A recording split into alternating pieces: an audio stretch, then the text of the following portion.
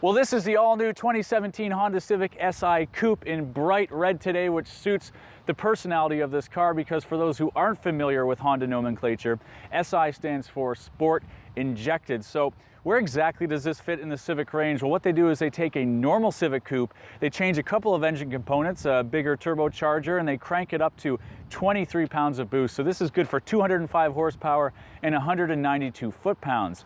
But the SI has never been about outright power, so Honda has outfitted this car with a lot of great performance goodies. So for the first time on an SI, we have adaptive dampers. We also have bigger wheels and tires, a limited slip differential, and a lovely 6-speed manual transmission. So altogether, a great accessible little performance package with all the reliability that a Honda badge promises at a price point that most people can afford.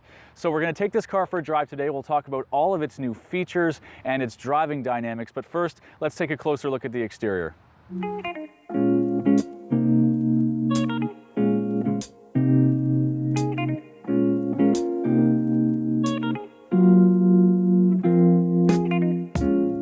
Both the new SI and its older brother, the crazy Type R, have garnered a lot of attention lately, primarily due to pretty aggressive tuner car styling. The SI is the tamer of the two, building upon the angular, sporty look of the standard coupe with bigger air dams, 18-inch wheels, and a large fixed wing. Also unique to the SI is the center rear exhaust, which does remind me of a Focus ST, but it gets a pass because it sounds like this.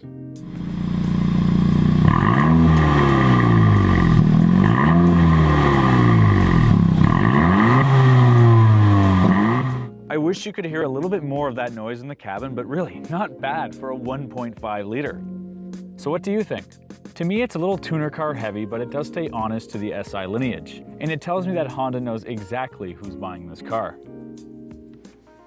Okay, so before we get too carried away, I want to briefly talk about what makes the interior of the SI different from the standard Civic. We're going to start with the seats. As soon as you get into this coupe, you're going to notice these really aggressively bolstered sport bucket seats. They look really cool. They've got that racy integrated headrest look, and they've got that red contrast stitching that says SI just on the backrest, and that contrast stitch is going to be found throughout the rest of this vehicle. They fit me wonderfully. They're very snug, but it had me thinking what it would be like for someone with a little bit wider waistline.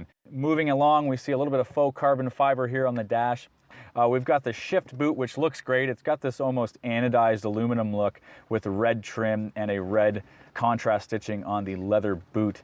Moving over to the steering wheel, unique to the SI, leather wrapped wheel with contrast red stitching here. Everything else is pretty standard Civic fare with the exception of the dashboard. Part of it's analog, part of it's digital, and on the SI you have a whole host of data that you can cycle through using a button on your steering wheel. So there's a lap timer, there's a boost gauge, there's obviously fuel economy, which can be found elsewhere, but there's shift lights and all kinds of neat things that are unique to the SI. So overall, Honda's building upon an already really strong platform here. Great touch points, great fit and finish and quality on the inside of the Civic. They're just making it a lot sportier and a lot more exciting. Well, this is an SI, so I think performance is important, and let's give this little 1.5 liter a workout, shall we? Whoops. Into third gear, and I'm going too fast, so let's just relax a little bit here. Now, that is not rocket fast. I've driven much faster cars before, but you know what? Just pop her into 6th gear and calm down a little bit. When combined with this short ratio 6-speed, this little 1.5 liter turbo 4 is super duper fun. It's got 205 horsepower, and yes, that's identical to the outgoing generation, which is a bit of a bummer, but it's got more torque. And when you combine that and consider the fact that it weighs 100 pounds less than the outgoing generation, all around you've got a much more usable, friendly package.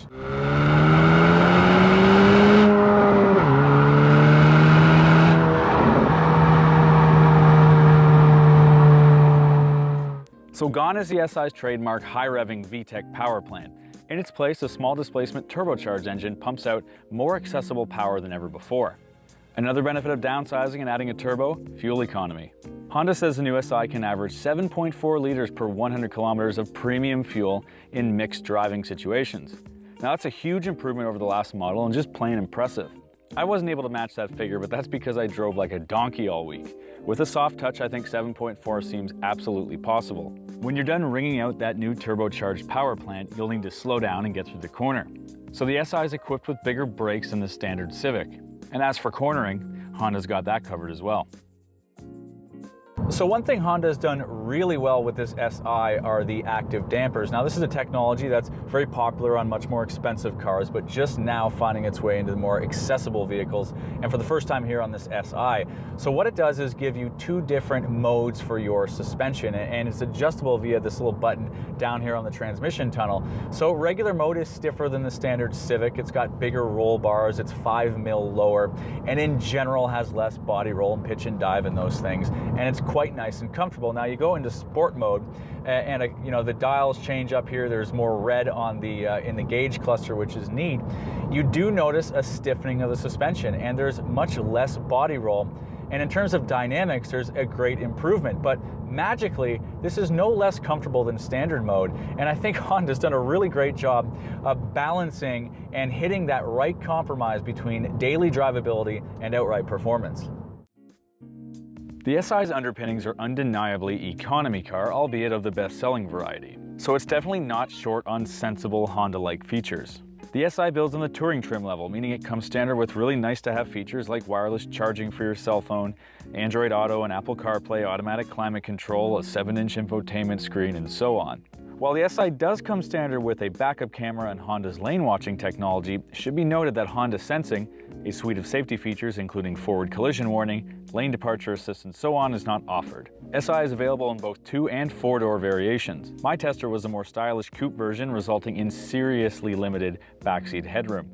The 2-door also costs you trunk capacity, down from 428 liters in the sedan to 343 liters in the coupe. Standard are 60-40 split rear seats, which do help to maximize the available space. Honda's pricing strategy for the SI is simple. Pick a color, choose summer or all-season tires, and that's it. All can be had for just shy of $31,000. So Honda's renowned for making really good shifters, and I think the shifter in this SI is pretty good, but I have to stop short of calling it amazing, and that's for one big reason. But first, let me tell you what I do like. It has got this really lovely, solid engagement. You put it into gear and just clunk, and you can feel it and you can hear it. Super satisfying and very reassuring when you're rowing through the gears quickly, which you tend to do a lot when you're driving this car. Now, the bad news is I have a really hard time rev matching in this car. So on the downshift, if I go to heel and toe, I keep slipping off the brake. And to me, it's because the brake is too high relative to the gas pedal, and I find them just a little bit too far apart for my feet. And I have size 13 feet. So this hasn't happened to me before. It's a little bit unusual and frankly a little bit disappointing. The other two things that really kind of complete the circle that is SI are wider tires. We've got a 235 series tire on here with lots of grip. And finally, we have got a limited slip diff. So that's going to let you get power down evenly between the two front wheels rather than lighting one up if you're a little bit heavy on the throttle. So all of those things combined contribute to a car that is better in really every meaningful way over the standard Civic. It's faster, it's flatter in corners, it handles well, it's got great feedback, and it remains comfortable, efficient, and practical. It's a great little car. Well, this is certainly a new formula for SI. A turbocharged engine, adaptive dampers. I mean, 10 years ago, that would have been crazy talk, but here we are. Honda has added that plus a whole bunch of other things to make this the most mature SI ever. But you know what? They haven't lost any of the fun factor, which has been so integral to the SI experience over the years. I've had this car for a week, with a few exceptions here and there. I've really enjoyed my time with it, and I've enjoyed it so much that I don't even really care that I know on paper it's not as fast or capable as something like a Focus ST or a Golf GTI. And I don't really care because it's such a well-rounded package. If you're in the market for a practical, fun-to-drive car that you know is going to be on the road in 10 years, heck, 15 years, then this new Civic SI is worth a very close look. For Motormouth Canada, my name's Mike Gurr. Thanks for watching.